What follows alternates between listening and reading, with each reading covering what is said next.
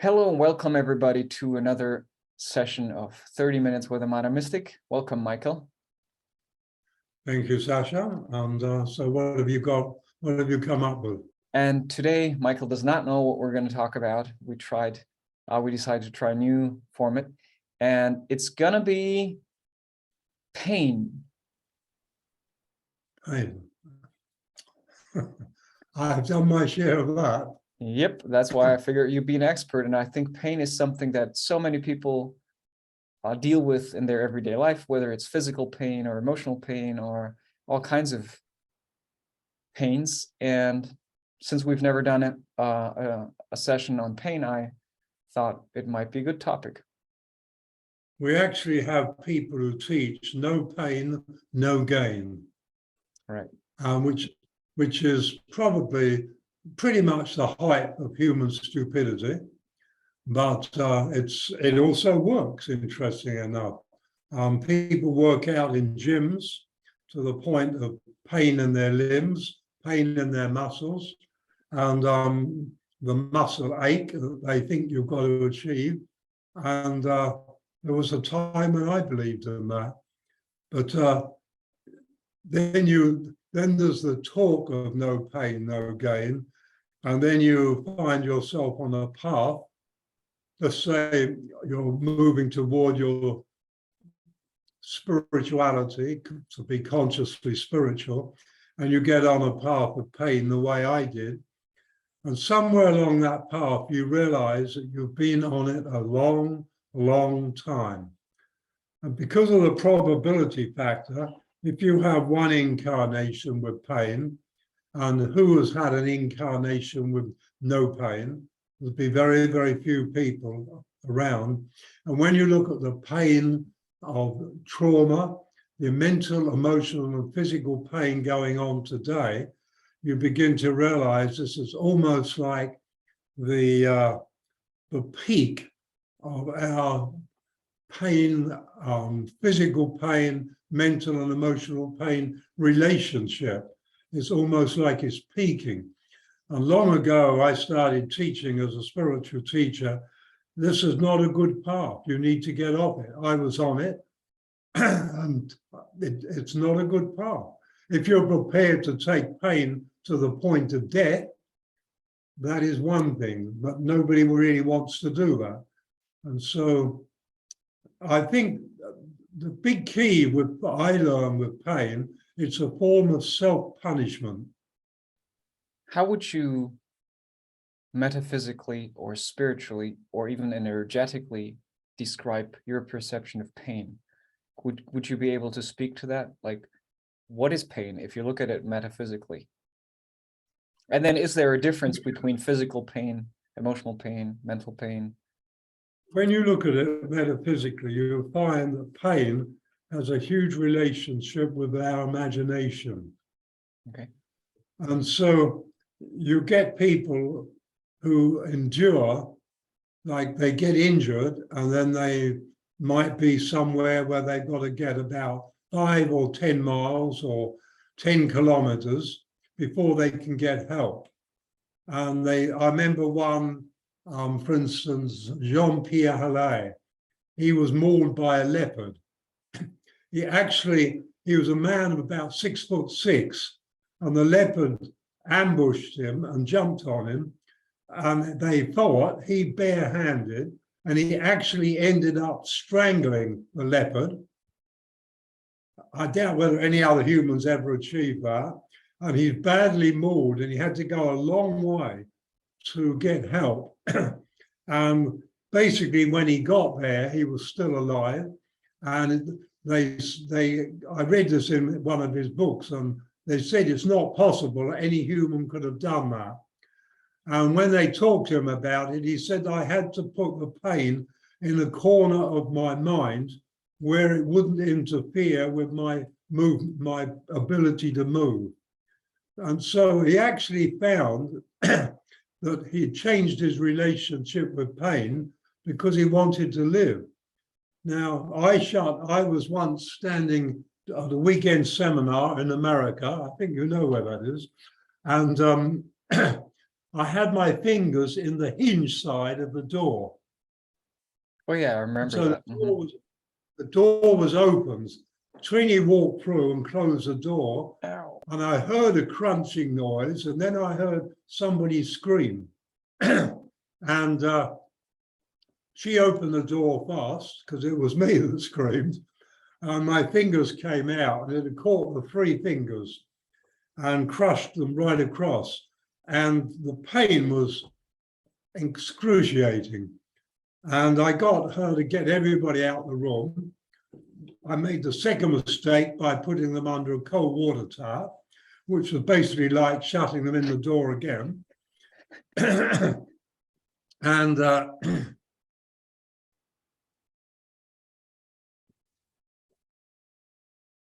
and then I laid down, cradling my hand like this, and I visualized and imagined light coming in through my crown and then rolling down like a big ball of light, rolling down my shoulder, down the arm. And when it got to my fingers, it picked up the pain and rolled out. And then there's another ball on the way. And so one after the other was just coming down. And in 10 minutes, the pain had gone. And so I knew this was possible.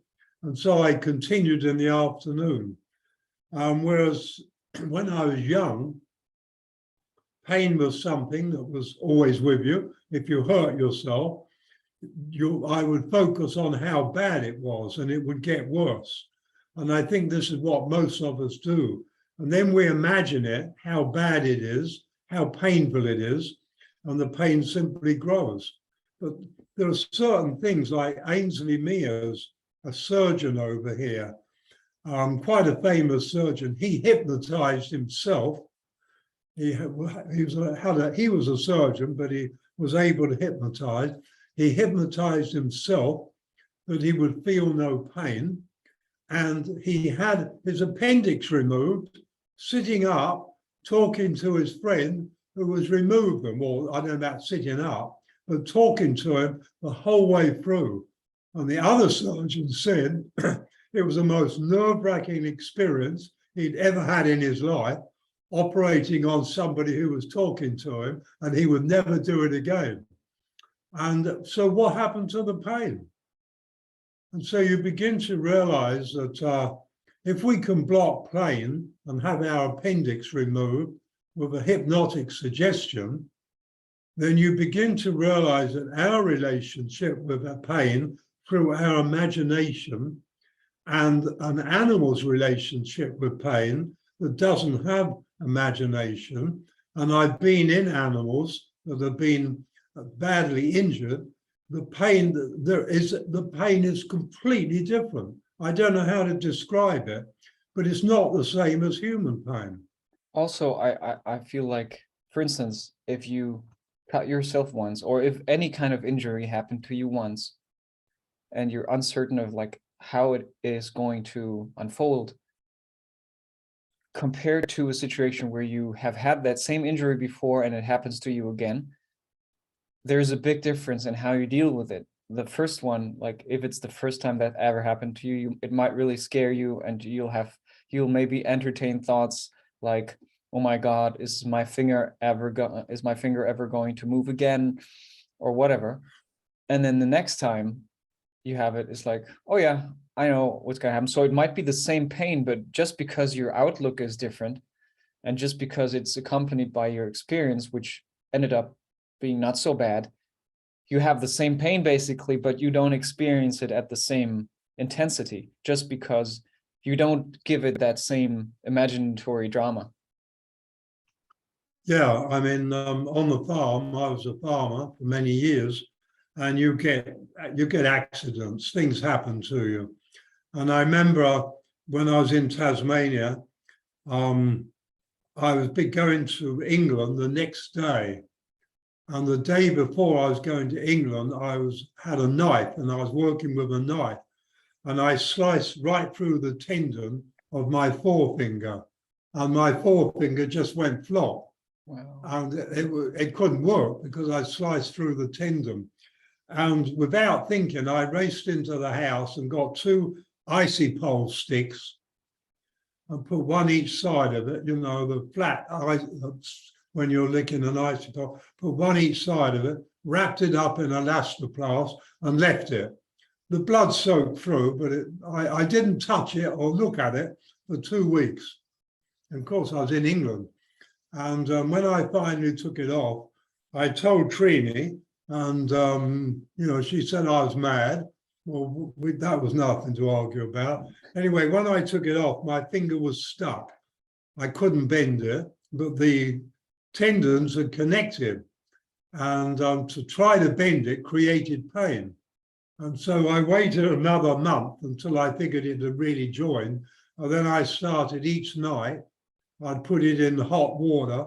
And when it was warm, I would start bending it. And see, now the doctors would take your finger off, because what good is a finger that's stuck like that? But that was the second time it happened. You see that bend in that finger and the bulge in this finger here, I can't straighten it. That also had a similar thing happen to it. And that one was scary.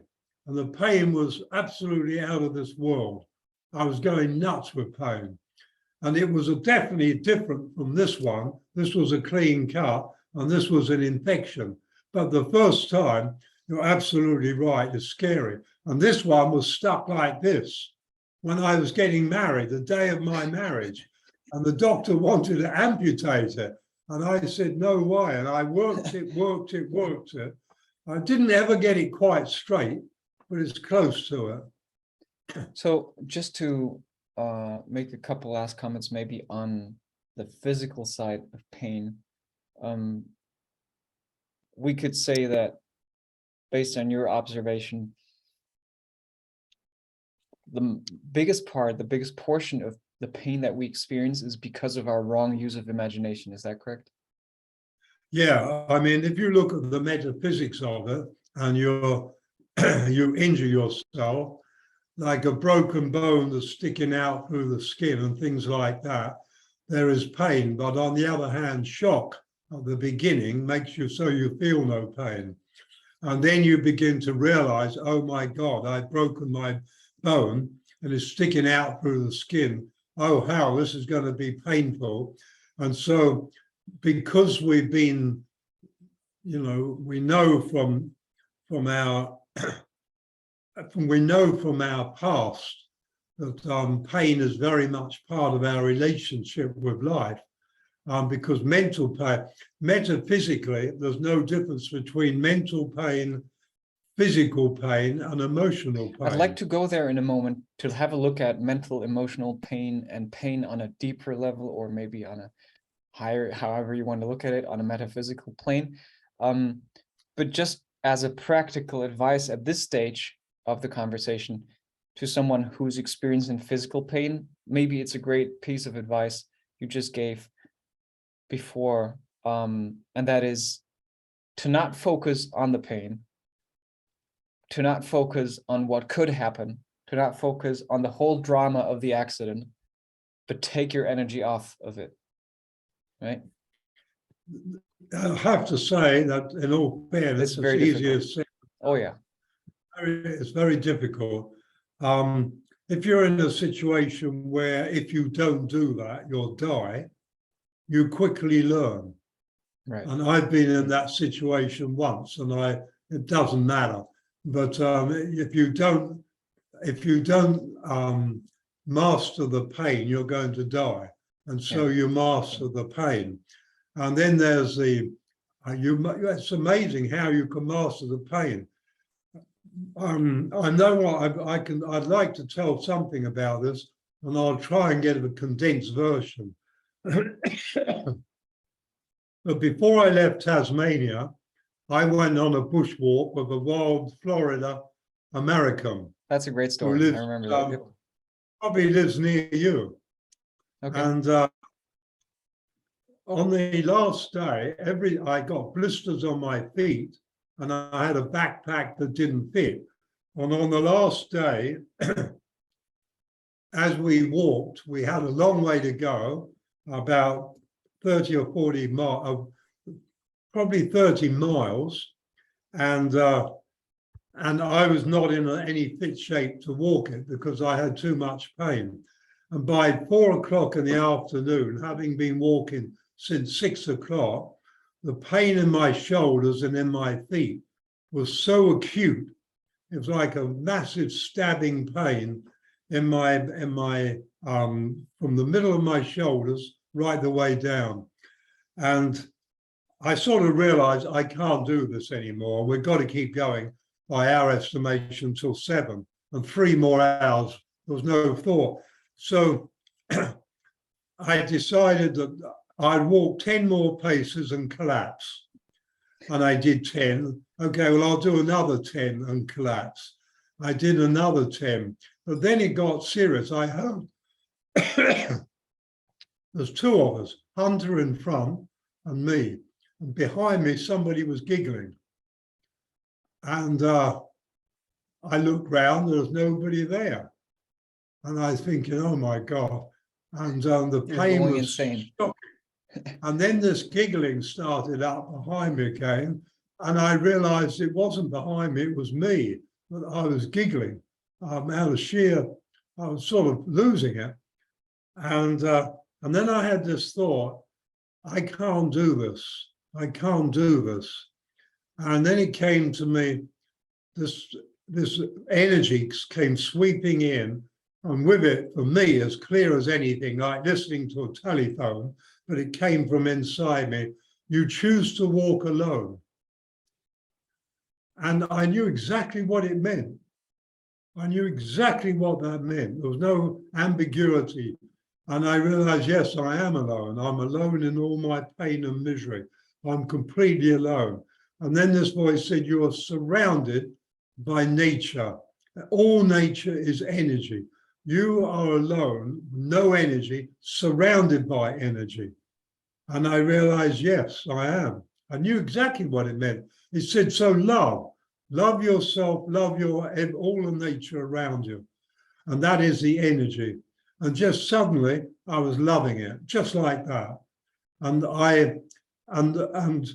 the pain took back a big step backwards.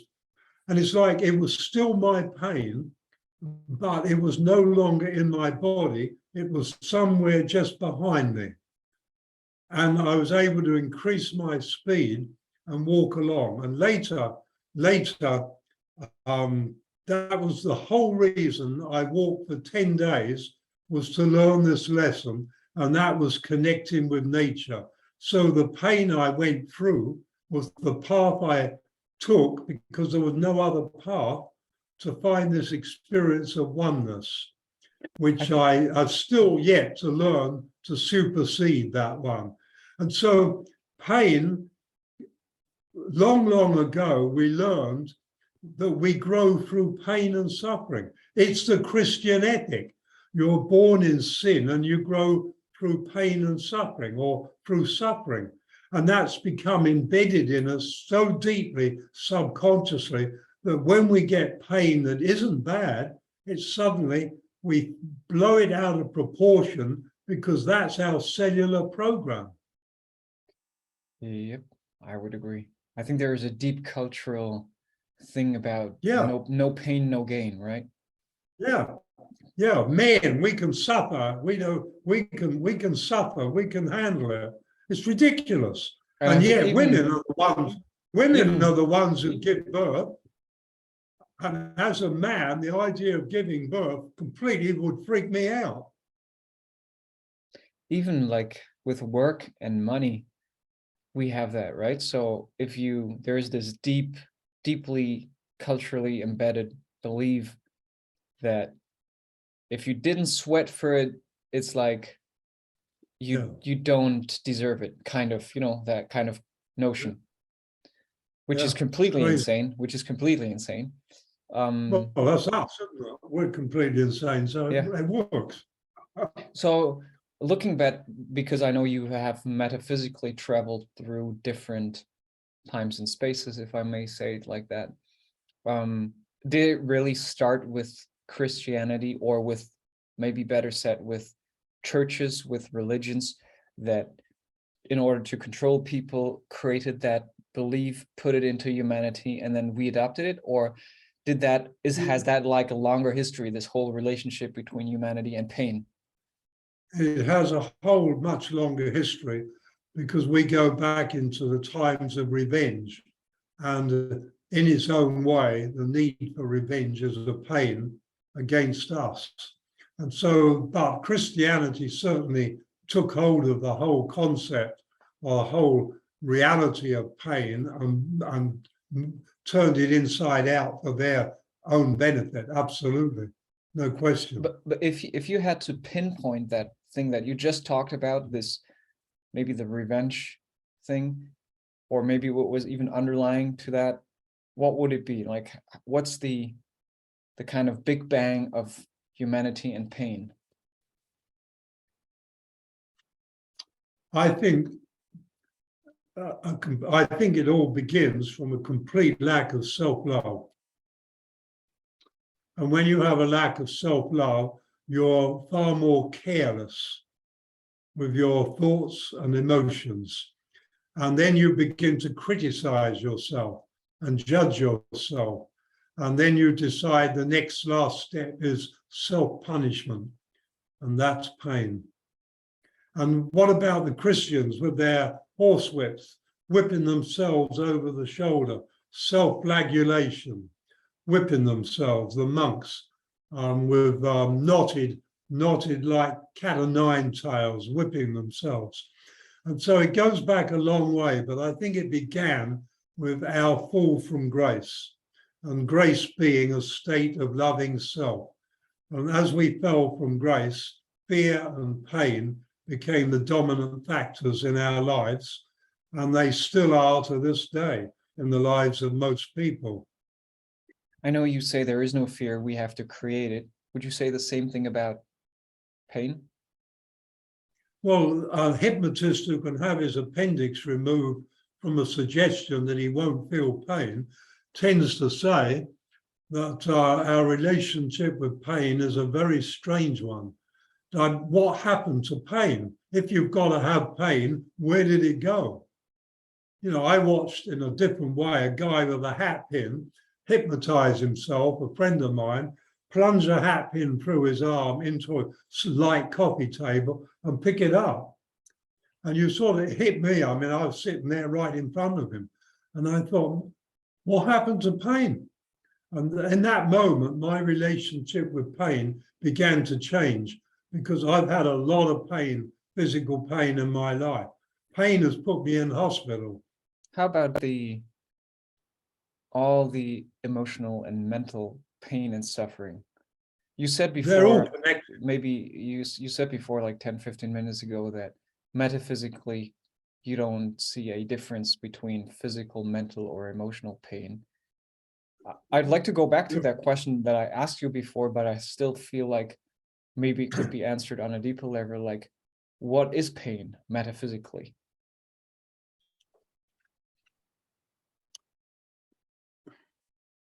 I think, first of all, it begins, let's just say you get injured and your first thought is, I'm hurt.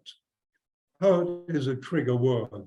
So we're now triggered physical pain. The metaphysical precedes the physical. And in this case, the physical is the body, but the metaphysical is the thoughts and the emotion. And with the thought, I've been injured, then comes the emotional fear. Fear comes in. And fear is false evidence appearing real, but that doesn't make it any the less. It doesn't make it any the less effective, even though it isn't real. And so we've got fears that we create, and which leads to pain through self-recrimination, through judging ourselves and criticizing ourselves. But when you get an injury, you have an instantaneous mental and emotional reaction, and that mental and emotional reaction comes out in us as pain. Now, we could say there are a lot of chemical or chemical reactions take place in the brain, but then the alchemy precedes that takes place.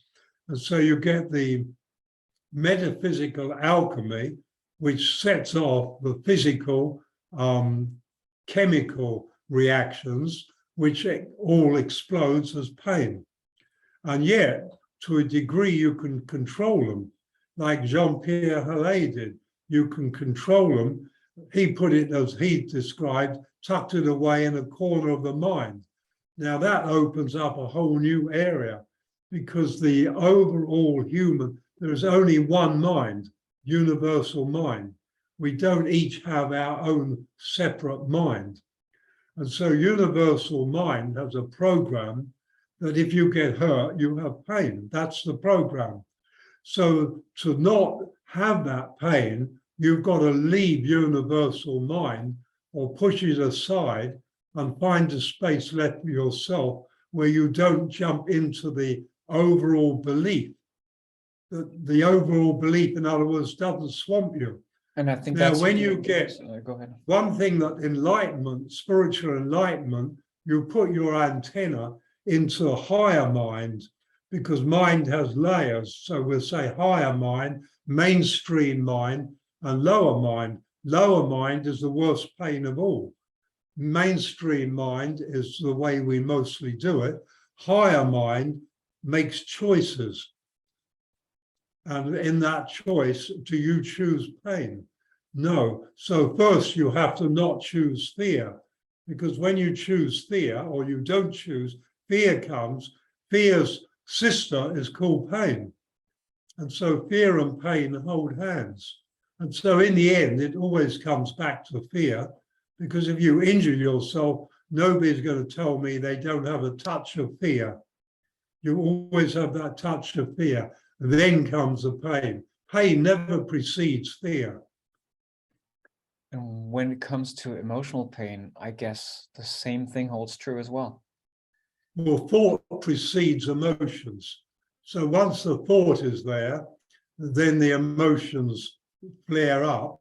And then you get where you begin to commit, you begin a dialogue with fear, begins a dialogue with hurt. And then you could say in that, imagine how bad is this? Not how little is this? How bad is this? It's the first thing. We go first to bad, not to how mild is this? How minor is this? We go first to bad, and from there it's downhill all the way. In other words, we have programmed ourselves to a negative response to every little mishap in life, rather than programmed ourselves to a positive result. If you want that, then you've got to work on it as an individual. Would you agree that just like we can have an addiction to suicide, as we discussed a couple of episodes ago, you can have an addiction, or most of us have an addiction to pain? Yeah. Not so much the physical one, but not so much an addiction. It's not so much as an addiction. I would call it a deep subconscious program. We're programmed to react to pain. We're not programmed to respond lovingly and positively to pain. And I find it fascinating to see how pain is also used like as a motivator in society, right? Like throughout advertising and everything, it's always this relation between pain and fear, making you fearful because it could cause pain on whatever level, physical, mental, emotional. It's interesting if you Google sometime, like America or Europe or Australia, but America has a lot of people and they're pretty honest with their surveys. How many of them are on, what's that painkiller? Yeah. Yeah, say it again. No, I just said painkillers. Yeah, but what did you, opioids? Opiate, how do you say that word? I didn't say that, but yeah, opiates? Yeah, maybe. Well, it's based on opiates anyway. Oh, yeah. Mm-hmm. They speak I of an mean, epidemic of opioids. Yeah. it's like half of America is on it. Why? For pain. Now you show me one of them who has no fear. There's always fear in their lives. So fear is like when we get into fear, we've opened the door now to pain and suffering.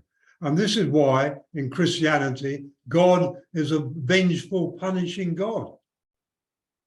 You know, it's not, if the God of love is played down and the God of judgment is played up. So I would go as far as to say that this is a design that was purposely chosen to keep humanity basically under control, right? Would you agree? Everything that we take for granted as a design to control humanity. I mean, when you get to torture, like the Japanese and the war and the Germans, you get to, when I say Germans, I'm talking about all these people who in the war did atrocities. And you get these things that happen to their prisoners, and it happened both ways. When you get that, the pain is inflicted in such a way that it goes to where you've got the greatest nerve clusters in your body. So the pain is going to be sort of magnified enormously, and you know it's going to continue until you tell them what they want to know. That is another category altogether. You know, that is taking the ability to inflict pain and keep inflicting it. And how some of them resisted that for months on end I just find is phenomenal. Their self-determination, their self-control. I just read some of those stories and I think incredible, incredible. It really greatly speaks of the power of the human spirit, right? Oh, some people, the power they have over their body and mind is incredible. Let's round this off on maybe a couple of practical ideas of if any of us or the listeners find themselves in a situation where maybe their relationship with pain is not ideal. What is a good way to step out of it, or what is a good way to reapproach our relationship with pain? I can't help but thinking back to, for instance, when my back would collapse and I'd be laying on the floor, curled up in the fetal position in so much pain that I could only breathe shallow, because if I breathed deeply, my whole body would seize up. The muscles would go into convulsions because the pain was like an electric pulse going out through the whole body, and the body muscles lost their cohesion, and so they lost the plot, and so that degree of pain makes your whole body, every cell and all the nerve endings go into like a confusion. And what would I do if somebody told me how to deal with it? And I realized I couldn't have done. They might as well have said rhubarb, rhubarb, rhubarb, rhubarb. Yeah. So I want to quantify that. There's no way I have an answer to that. But I would say if your level of suffering is not acute, but chronic, and I've been in both, I know what chronic pain is, which is the pain that just goes on and on. But that, I would say, as much as possible, draw your focus away from the pain, start practicing on a daily basis to draw your focus away from the pain, and then use your imagination to create a situation that you'd like to be in. Now, we'll talk one of these times about sexuality. I've got an interesting take on that. But you create, for instance, let's say as a gardener, I would imagine going into a garden and I get myself completely immersed in it. I'm digging, I'm doing stuff, I'm working with plants, and all my focus from the imagination goes there. And you'll gradually find that the pain, the chronic pain gets less, because you no longer have a subconscious focus on it. You're consciously focusing elsewhere. The conscious mind is more powerful than the subconscious mind. It's different. And so if you can put the conscious mind into another place, and we can do that, it just takes practice. And it's not the easiest thing to learn, but you can do that. And so you put your conscious mind somewhere else, and the pain levels start to go down. And gradually you begin to find, I can do this. And after a few months of doing it, you're literally teaching your brain how to switch away from subconscious chronic pain to conscious no pain. But it is a process you have to teach yourself, and you'll get no support from doctors, because they wouldn't agree with this. They would say, drug yourself, take drugs. But drugs lower your consciousness, and it's not a good way to go. Thank you, Michael. I think that was a great piece of advice. And thank you, everybody, for listening. I hope you've been enjoying this conversation as much as I have. If you enjoy... The best way to keep away from all pain is to choose love. I was just going to close with this as well. And as always, if you enjoy our conversations, if you enjoy our content, make sure to subscribe to this channel. Make sure to like the video, make sure to share it with your friends, colleagues, neighbors, mothers, fathers, brothers, sisters, partners, children, and pets. Yeah, I got to say, you see, if a dog reads it, it'll have less dogma. And for the cat is a tonic. Yeah, you can share. The cat a tonic. Yeah, and as always, it's great to share with your car for their karma. Choose love. See you in the next episode, Michael. Thank you, everybody. Thank you, Sascha.